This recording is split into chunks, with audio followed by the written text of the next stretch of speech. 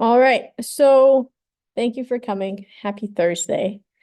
A few announcements for you. One, there's a Brother Camillus Award that they sent out to me in an email. And so I just want to give it to you. And the tab got closed, so give me just a second.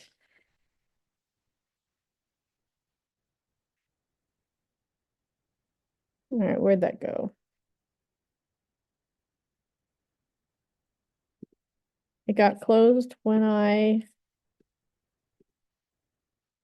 logged into my email again. Okay, this should be it. So yeah, so there's a grant in honor of Brother Camillus Chavez, who is a very popular brother. Um, so if you're interested in funds for something like Jan Term or study abroad or other activities that are in line with academics, um, you can, if you want more information, I can send this to you, just to make sure that you're aware that this is happening. What I want, one word. Homework one is due today, so I will take it at the end of class if you want to leave it on the table. Or if you scan it or take pictures and upload it to Canvas, either one works. Or if you don't have it right now, but you want to turn in a hard copy, there's a box outside my office door, and you can just slip it in there before the end of the day. The math packet, homework two, that's due next Tuesday. Same thing, hard copy or soft copy on Canvas, either works. And then I posted homework three. Let's look at Canvas for a second. Um, it's here now, and I have this in the new tab. Homework three is just book problems. So I've chosen 1, 2, 3, 4, 5, 6-ish problems. Yeah. Yes.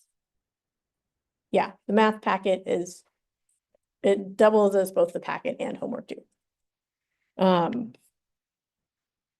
yeah, so yeah, because we're gonna be a little bit off for a while because we had to do the math. And so the numbers like chapter two, but it is homework three. Um, so yeah, so I've chosen problems from the book and reproduced them here. But the numbers are here if you would like to look at them in the textbook. We might have some time today to start working on them if you want to. That way, if you have any questions. Otherwise, they're on Canvas for you to start working on.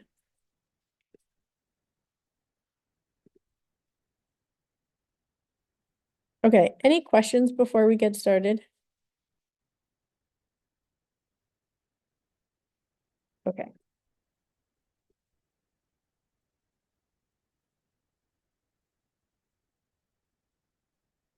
Where would it be? It's not here. Okay. 485, chapter 2, graphs.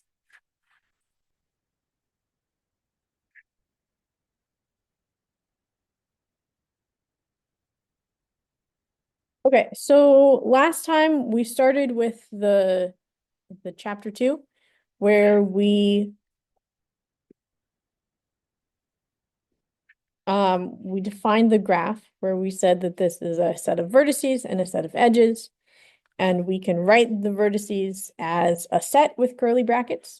We can write edges a couple different ways. Either we can number them ourselves and then say the edge is equals to this set, or we can write them as a set of pairs with parentheses and commas, or we could write them as a set of pairs, just the names of the vertices next to each other. Multiple edge is when there are more than or equal to two edges that are joining the same pair of two vertices. So WV here, this is the case of multiple edges. And a loop is when an edge joins a vertex to itself. So like the loop at X over here. And we define a simple graph as when we don't have any multiple edges, we don't have any loops. So simple graphs is ignore the multiple edges, ignore the loops.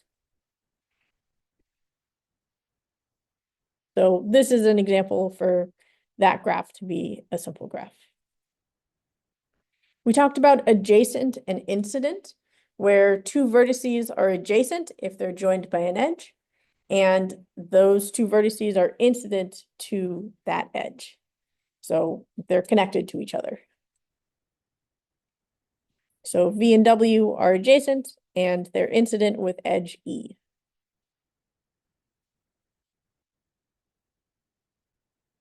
We talked about isomorphism, which is where we can either relabel things or move things around, and the graph can be the same.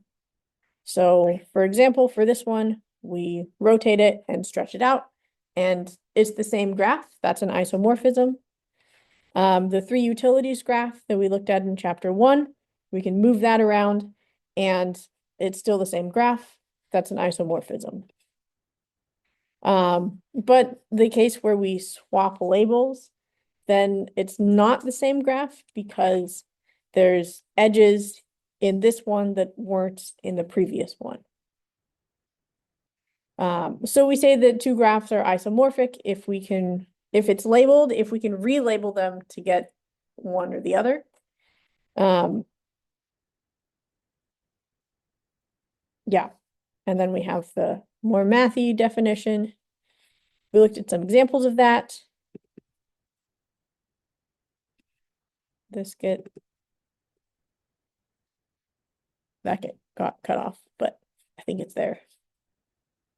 More isomorphism, and I think that's where we stopped.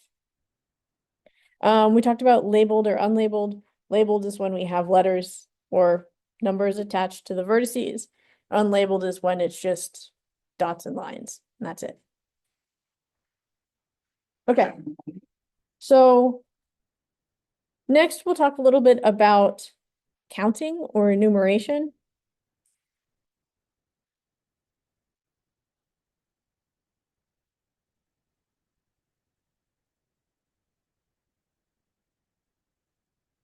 So the question is, to start with,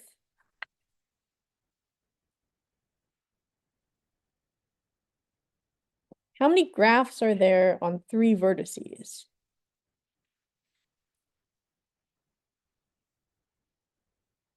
Vertices. Another way to write that, like graphs on 3 vertices is when, so those bars are called the cardinality, and so we can say the cardinality of the vertex set, which basically means how many things are in it. So how many graphs do you think there are on 3 vertices? Maybe try and draw it for a second.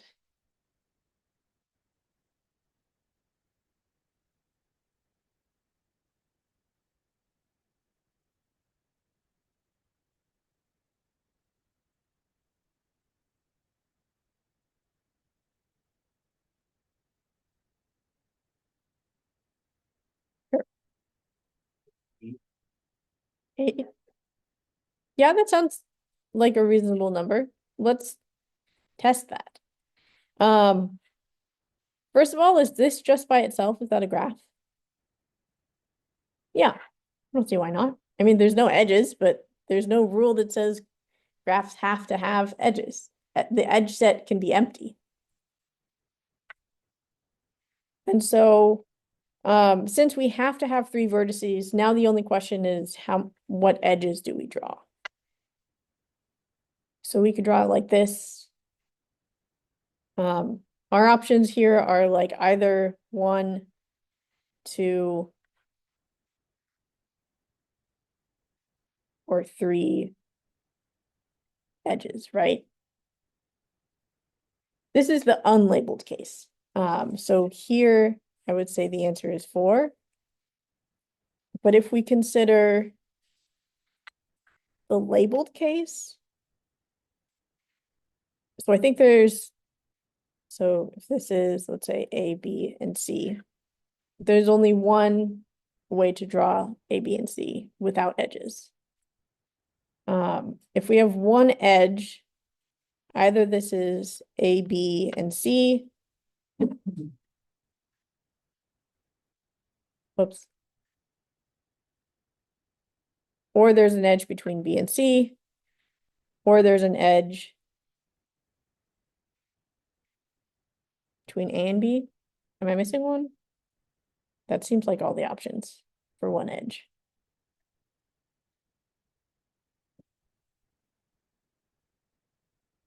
Okay, so this is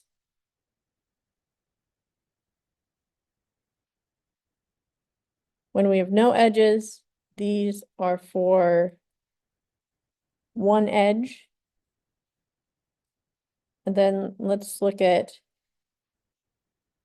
two edges.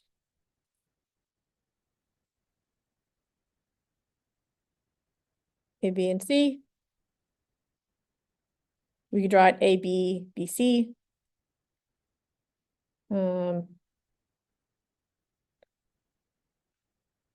A, B, A, C, or B, C, B, A.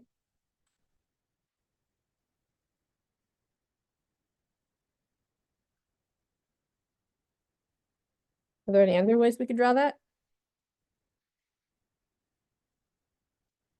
I don't think so.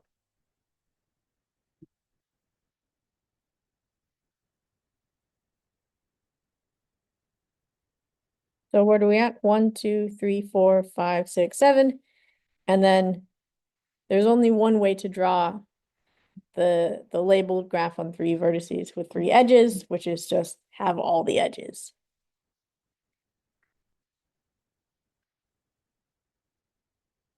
So that gives us 8. So yeah, labeled it's 8, unlabeled it's 1, 2, 3, 4.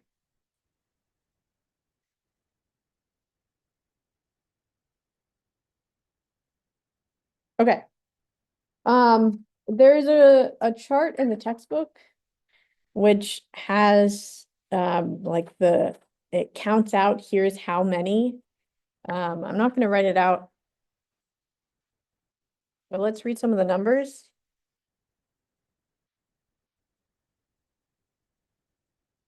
So for labeled graphs up to 4 vertices, it feels reasonable. For one vertex, there's only one labeled graph, 2, 2, 3 is 8, like we just saw. 4 goes up to 64, and then 5 is 1,024, 6 is 32,000, 7 is 2 million, and so on. So that gets real big real fast. For unlabeled graphs, the growth is a little bit more controlled. For unlabeled graphs, for 3 vertices, like we saw, it's 4. For 4 vertices, it's 11. For 6, it's 156. For 8, it's 12,000. So still a lot, but maybe not as much. There's a formula, which they don't tell you in the textbook, and so I looked it up, and it's a little bit complicated. So I understand why they didn't put the formula here, but there is a formula if we have a number n and we want to find out how many graphs on n vertices is available. A guy named Polya, whose name I'm probably mispronouncing, wrote up a formula to figure that out. But some of the homework problems and also some of the packet problems are going to ask, like, there are this many graphs with these properties, draw them all. Okay. So let's talk about subgraphs.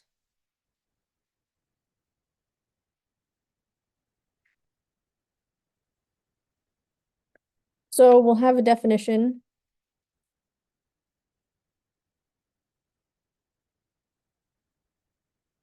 where a subgraph of a graph G is a graph. So a subgraph is a graph, and we just apply some restrictions to it, where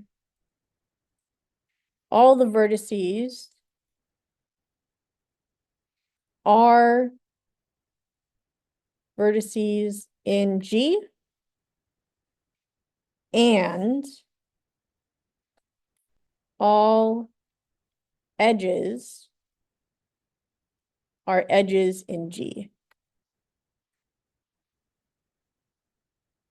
Or says of. I don't know that that particularly makes a difference. So the subgraph is just a graph. It's just we pick and choose which edges in our original graph we want to keep. A note here is that G is trivially a subgraph of itself.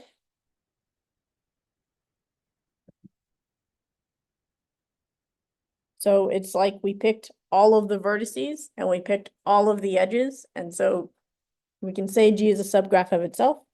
Sometimes we write this. So let's say if we call the subgraph H, we can say, we can use the subset symbol to say that H is a subgraph of G. Sometimes you'll see like G prime as a subgraph as well. So either of those are terminology that we use to talk about subgraphs. Okay, let's see an example.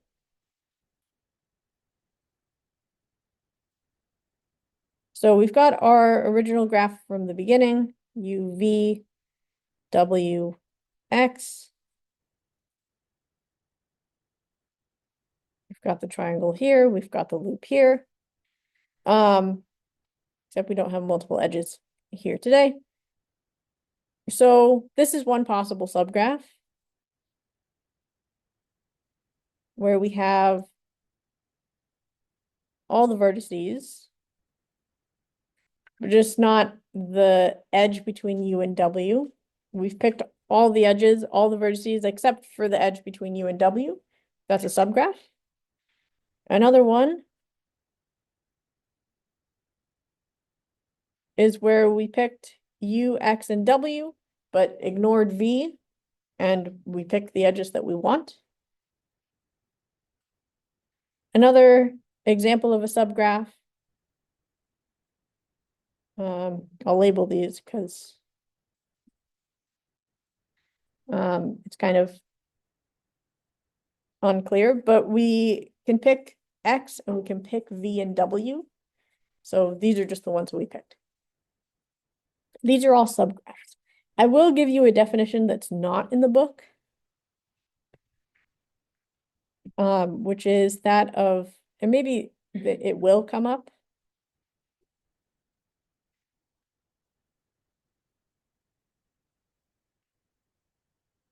Is that the notion of an induced subgraph, where the idea is if we pick vertices from the graph, then we have to include all the edges that are present in the original one for that graph. So if this was U, X, W, V, for an induced subgraph,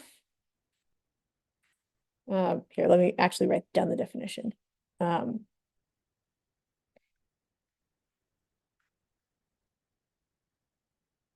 So let's say H is an induced subgraph, all edges, hold on, give me a second.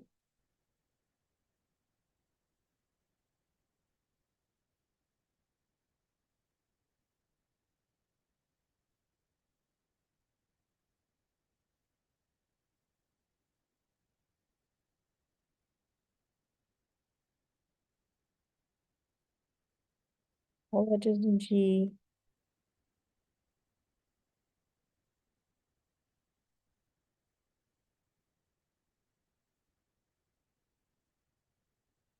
Okay, that's not the greatest definition. I'll do some work out of class and bring like a better definition to you on Tuesday. But the idea is that if we pick the vertices in to be in our subgraph H, the edges between those vertices that were in G should be also in H. So to make this one induced, I'll add the additional edges in red. We should have, since we're choosing all the vertices, we should have added that edge between U and W. For this one, we should have added that edge again, and then there should have been an edge between X and W. So there's just some additional requirements for an induced subgraph as opposed to just a subgraph.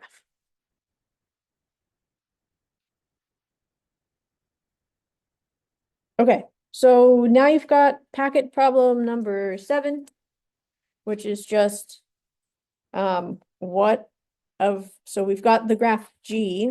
Let me pull it up. 485, chapter 2, packet.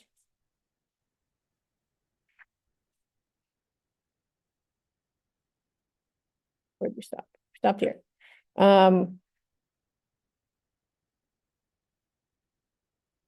Of which of the ones on the 3 on the right are subgraphs of G?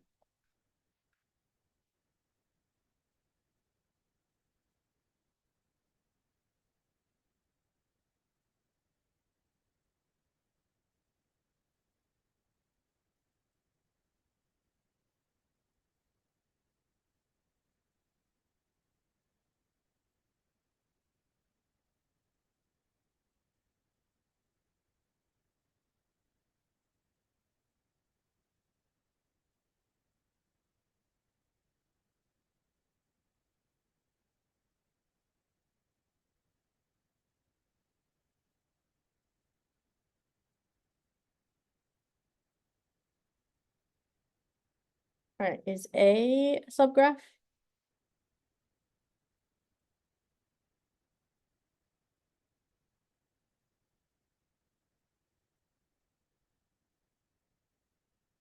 U, V, and X? Yeah. We've got U and V. We've chosen the 2 edges between them. And we've got X. We just chose not to draw the edge between V and X. Not V and X. U and X. Sorry. So this one, yes. What about B? Is B a subgraph of G? Yeah. We've got an edge from U to V, got an edge from V to W, and so we've just got what we call a path, one after the other. What about this one? What about C? No, why not? W and X and switch seven line. Yeah, so because we've got an edge from U to W that's not present in the original, then we can't say that this is a subgraph. It may, for relabeling, it may be isomorphic. If we ignore the loop around W, but it's not a subgraph. So this, it's not.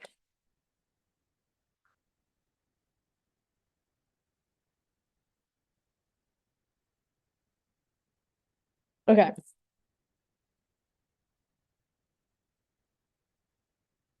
So we saw subgraphs that are labeled where we can say these are the labelings. Let's look at another.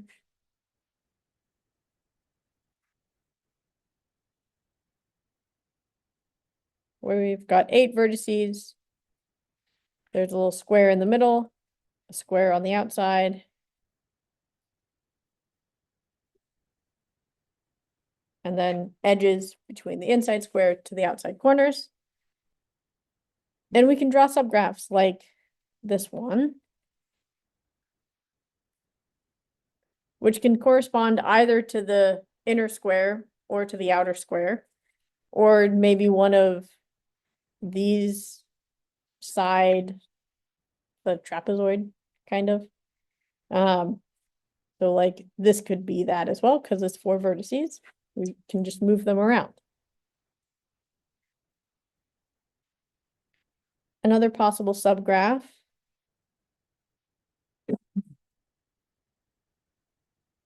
is this, where either we're going this way, highlighter. Either we're going this way or we're going the other way.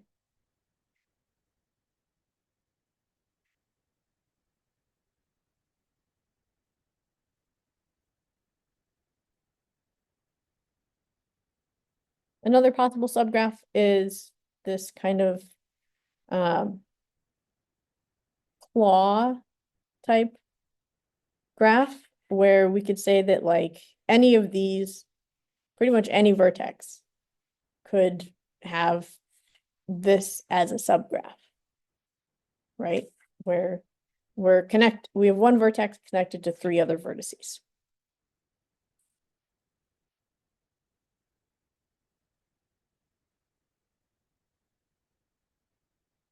Okay. Yeah, so that's also that. And then packet problem 8 as well.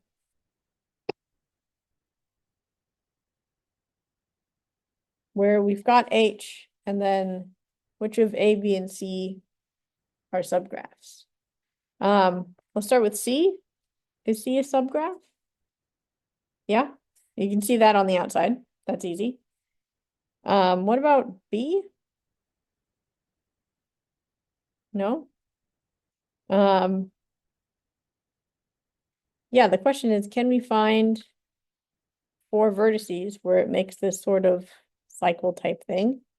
And like we can see for if we choose 2 on the outside and 2 on the inside, they're not connected to that edge. So this is yes. I don't think that's the case. What about A? You find A in here at all? No?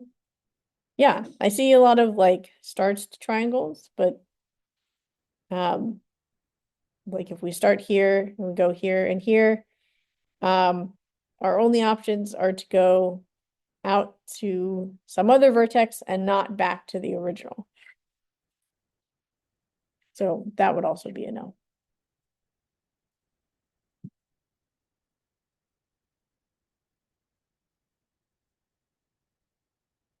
Questions so far?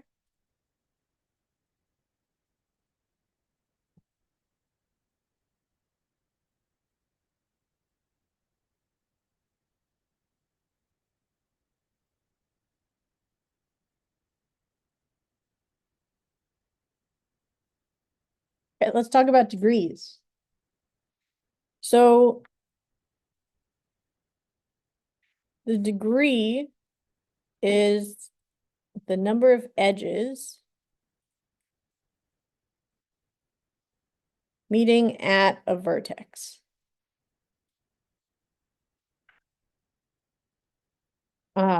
So like the one that we see here, the degree of this vertex, let me see, can I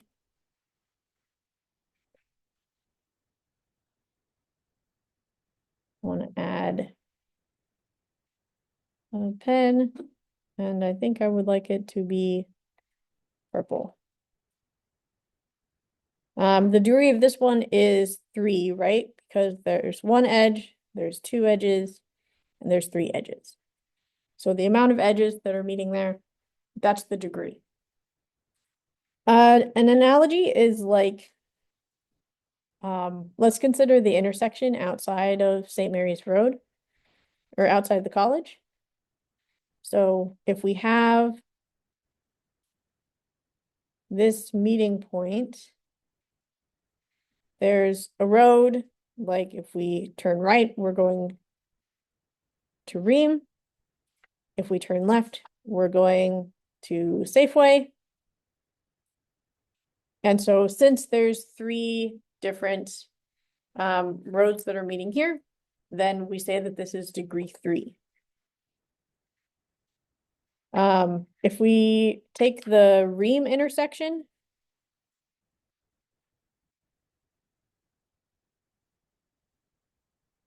let's say this is Ream. And this is to Campo, and this is to Safeway. And if we go the other way, then that's to, I don't know, Mountain Mike's. Like you turn left and go to Mountain Mike's. But it's a 4-way intersection, right? That's the idea. So we can say that the degree of this intersection is 4. An analogy the book has is like where wires meet. Another one that I think is cool is they have like a chemistry analogy. Now it's been many years since I took chemistry, but I understood enough of what it's talking about where we have a structure like this. And see, this is hydrogen. Where this is, I think, ethanol. Where we've got this concept of valence, where an atom has a valence number that corresponds to how many bonds with other atoms that it has. And this is just like degree in a graph. So we can say the valence of this hydrogen is 1. Same for this one, this one, this one, and this one. And then, so too for that. The oxygen has a valence of 2, right? Because it's bonded with 2 on either side. And the carbons have valence of 4. So we see this sort of application in other areas as well.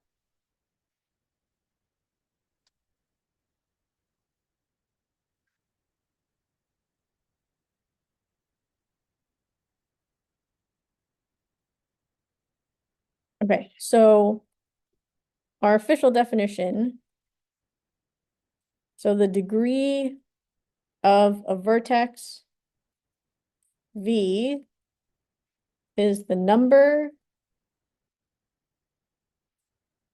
of edges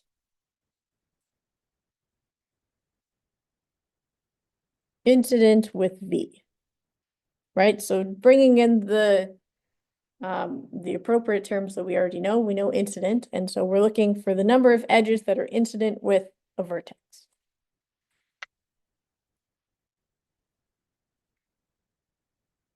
The way we write it is with DEG, stands for degree.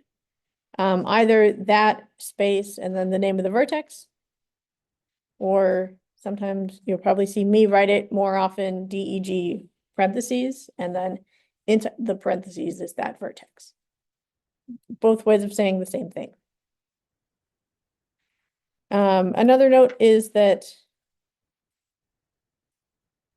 loops are counted twice.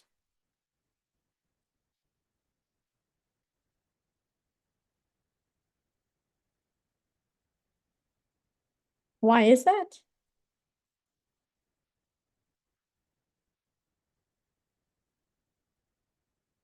So like the degree of this vertex is 2, but why? There's only one edge there.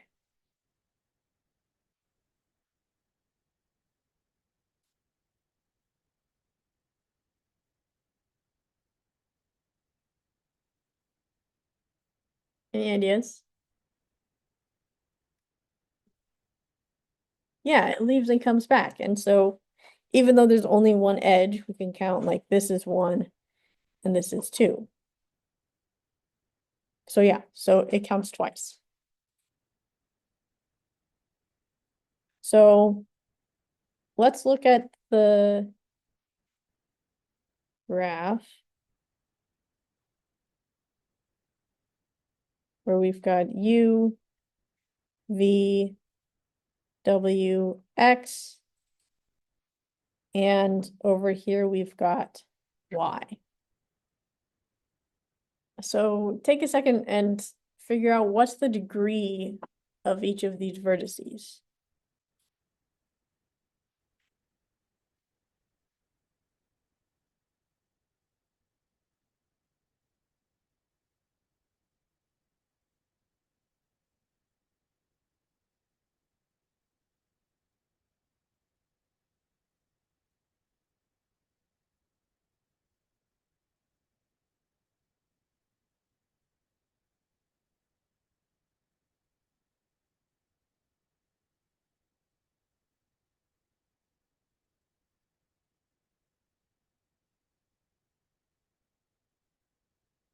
All right, what about you?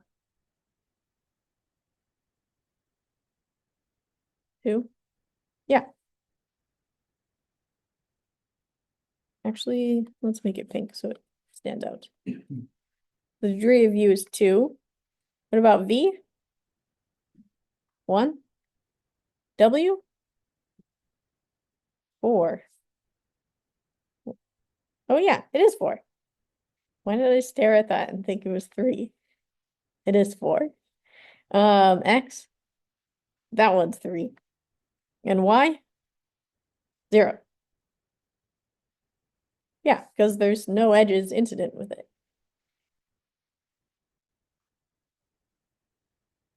Awesome. Okay, so let's say that we want to write all the degrees. How do we write all the degrees in a graph? We do something called a degree sequence.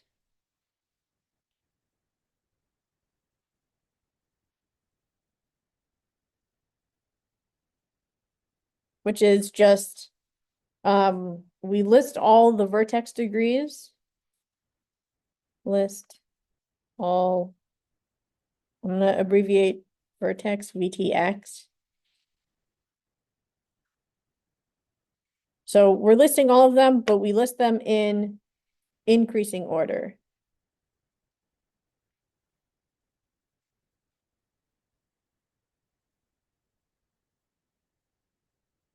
And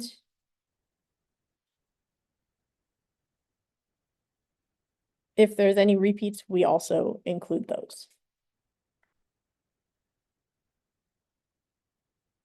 So with repeats as necessary.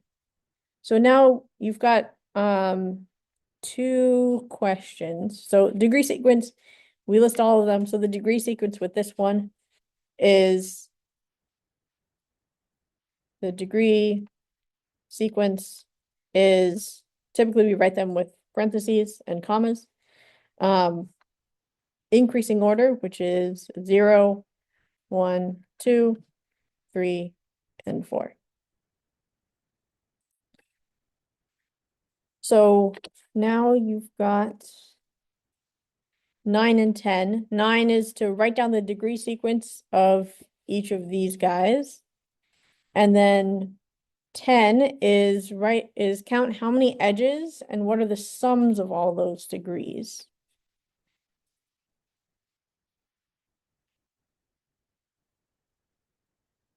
And then try and think about that. Back to the definition.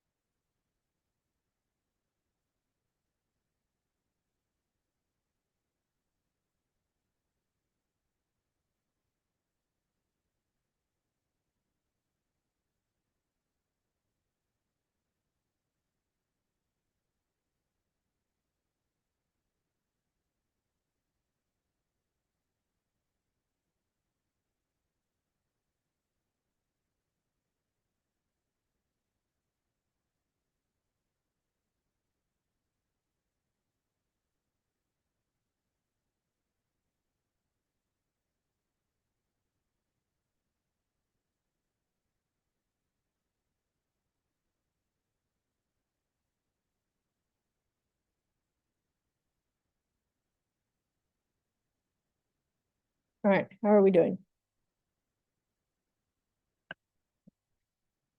Do we need more time?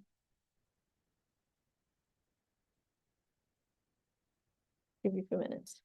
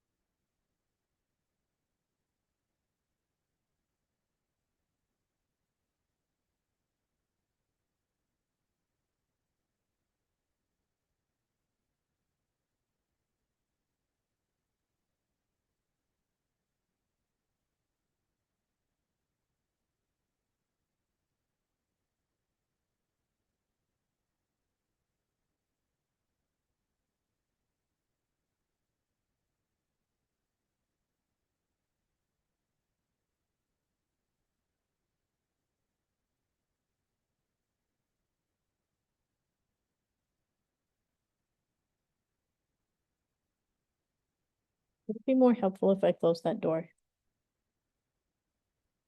Okay, fine. I didn't open it, so I figured I'd ask. Okay, what's the degree sequence for A over here? Yeah, 6 6 ones. 1, 2, 3, 4, 5, 6. 2.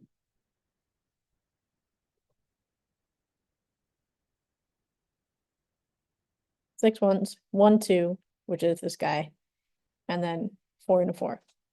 And that's just the ethanol one that we saw earlier, right? All right, what about B? Anybody get B?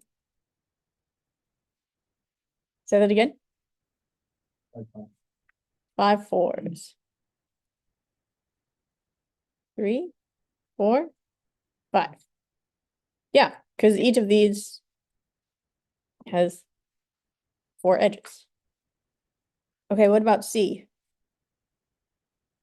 Anybody get C? Go for it. I said 0, 1, 3, 2 4s and 2 5s. 2 4s, 2 5s. Okay, so yeah, so this would be the 5. 1, 2, 3, 4, 5. This is the other 5. This is the 0. Yeah. Great. Okay, so what about number 10? So let's take A. Let's add, what's the sum of the degree sequence? Well, it's 1, 2, 3, 4, 5, 6. Plus 4 is 10. Plus another 6 is 16. And then how many edges do we have? 8. There connection there, maybe? What do we think? Yeah.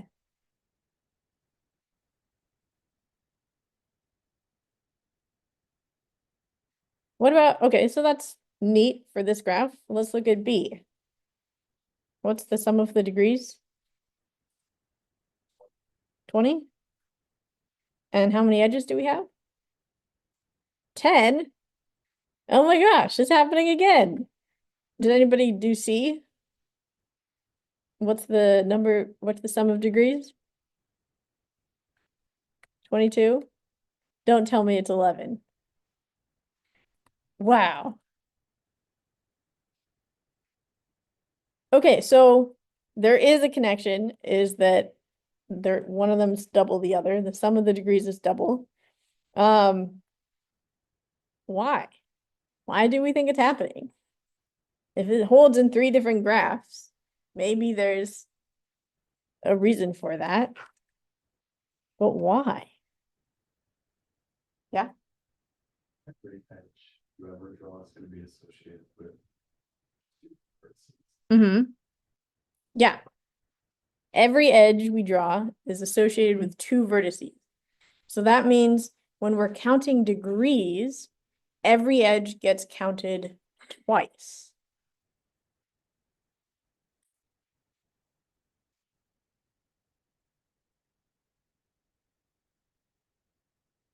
Okay, so every, let me spell edge correctly.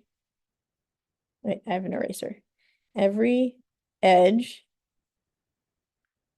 has 2 vertices. And so when summing the degrees, every edge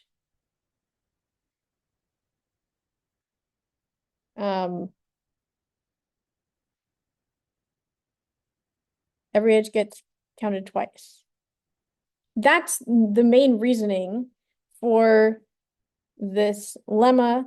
It's typically called a lemma, but in here it's called, oh wait, it's confusing. It's called theorem 2.1, and the title is Handshaking Lemma.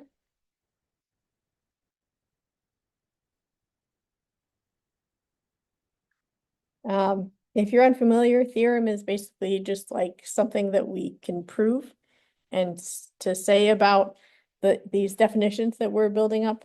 Lemma is another thing like a theorem, except it's typically small and not extremely important, but something that we can still remark on and prove nonetheless. And so the handshaking lemma is generalizing this to say in any graph, so not just for these 3 graphs, right? We're going from examples to general. The sum of all vertex degrees is equal to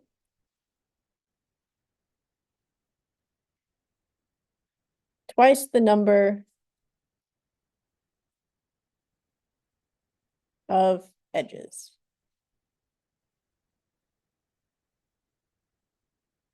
And our proof is basically that sentence where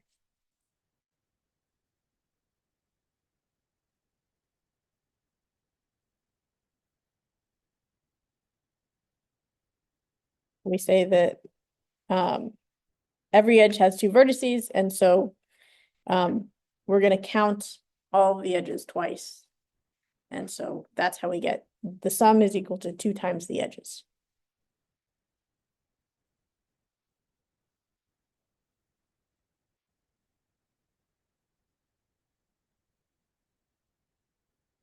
So as for why we call it handshaking,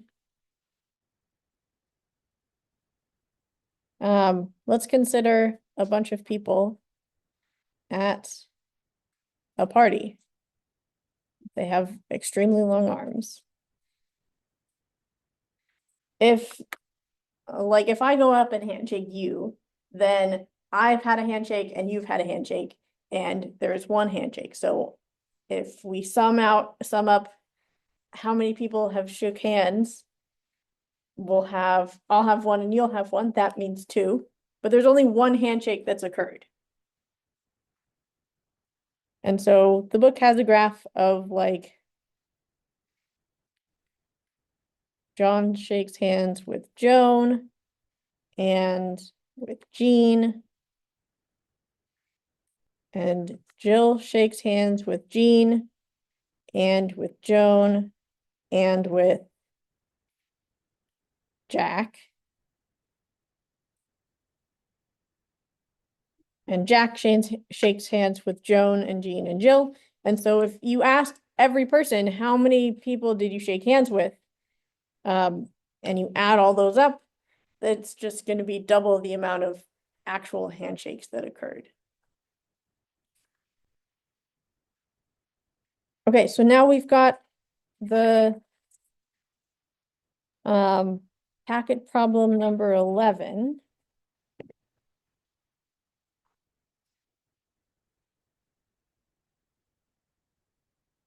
which is to use the handshaking lemma to prove that in any graph, the number of vertices of odd degree is even. That's the first step to prove something. And then to verify that that result holds for all of these guys.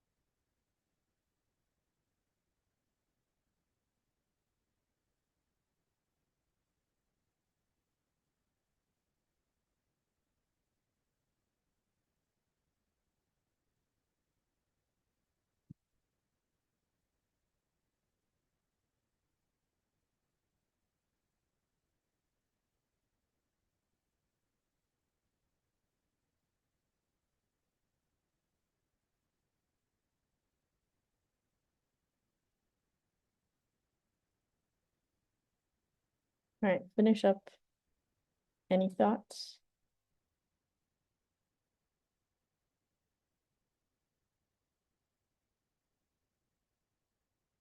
Okay.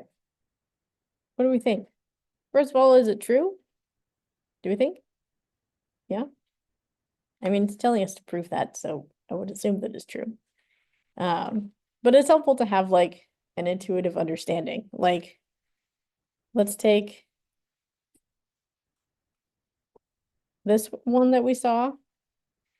Let's see, the degrees is 1, 1, 1, and 3. So they're all odd degree. And how many vertices do we have? 1, 2, 3, 4. And so the number of vertices of odd degree is even. So in this case, it's true. Anybody have ideas for proof? Go for it. Text has a non-zero degree when it has an edge. Loops add 2 degrees, so add 2 to a degree, so they can be disregarded. Since 2 vertices are needed to get to an odd degree, the number of vertices with an odd degree must be. Say that last sentence again. Since 2 vertices are needed to get to an odd degree, the number of vertices with an odd degree must be. And then that last half again, please. The number of vertices with an odd degree must be. Mm-hmm. Okay.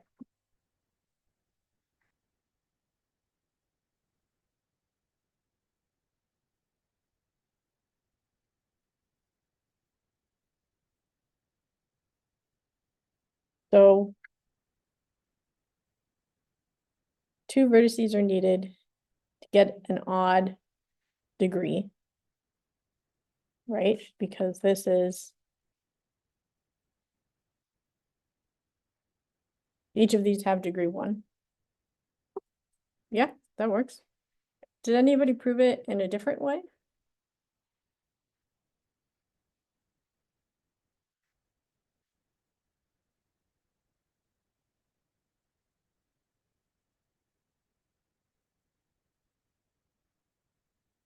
The textbook has a proof by contradiction.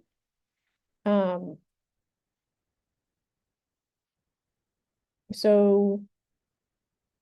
the contradiction, let me see, where do I have space for this? I'll stick this over here.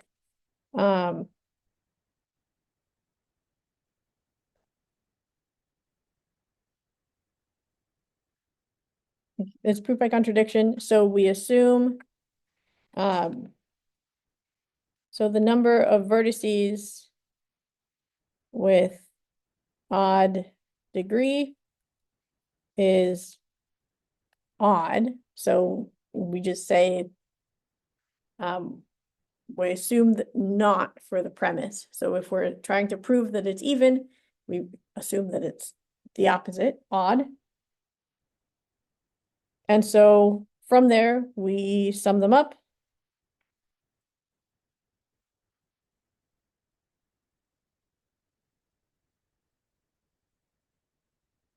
And then we can say something about the sum. So if we assume that the sum of the odd vertices, or so the number of vertices that we're looking at is odd.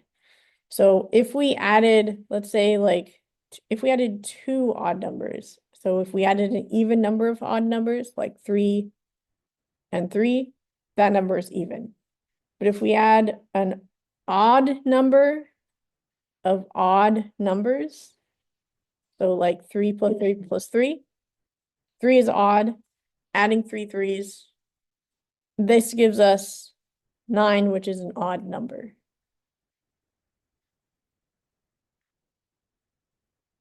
So the sum is odd of the degrees. But that contradicts what we know for the handshaking lemma. Because in the handshaking lemma, it tells us that the sum of the degrees has to be 2 times the edges. And that 2 times the edges means that that number is even.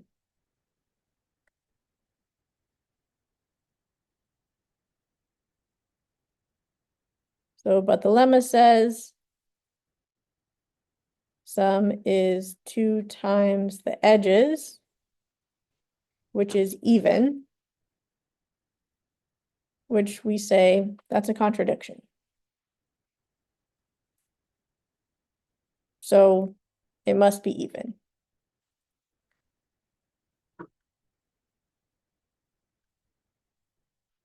So I think the book's proof and your proof, like they get to the same, it gets to the same point.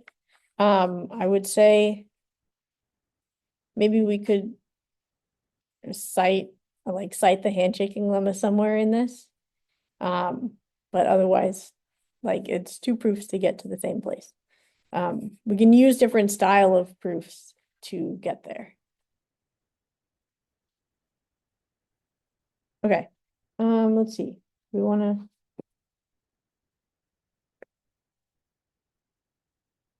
Okay, I think we won't start paths and cycles today. I will just note that so it's week 3 right now. Let me double check that. I'm pretty sure it's week 3. But I can never remember. It's week 3. We're having an exam in week 5 for the syllabus. So far we've gone over mostly terminology, so that's what I'm envisioning the exam of. I'm gonna ask you like define a graph, define a subgraph, define what isomorphism is.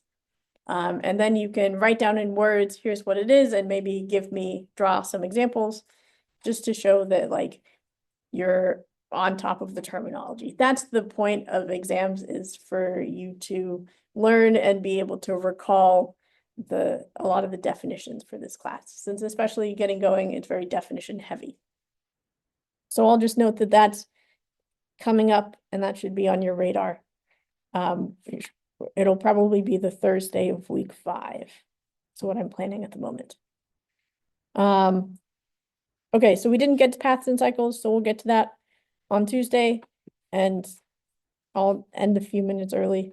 And yeah. If you've got your hard copy homework, turn it in before you leave. Thank you, and I'll see you on Tuesday.